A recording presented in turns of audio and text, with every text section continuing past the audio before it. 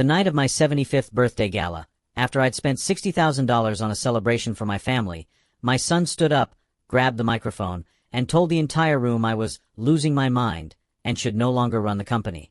But what he didn't know was that while he was plotting to steal my life's work, I had already deleted him from my future. I am Alastair Sterling, 75 years old, and I built a $50 million real estate empire from a single hammer and a dream. I thought I was building a legacy for my children, but I was actually feeding snakes. Subscribe to Betrayal Files right now, because the way I took them down will leave you in shock. I was ready to leave them everything, but they chose greed over blood. I gave my son, Marcus, everything. I paid for his Ivy League MBA, bought his $3 million penthouse, and never said no. But while I was recovering from a heart procedure, I overheard him in the hallway.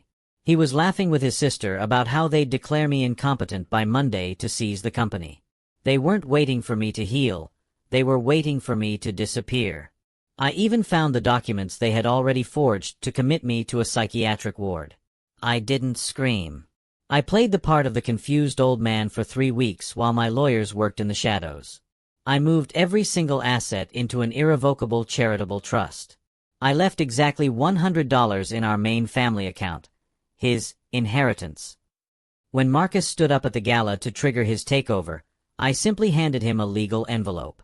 It wasn't a confession of senility, it was an eviction notice for his home and a termination letter from the firm. I looked him in the eyes and whispered, "The ATM is permanently out of service." Marcus lost the penthouse and is now working as a junior clerk to pay off his massive debts. As for me, I am currently watching the waves from my villa in Marbella, finally at peace.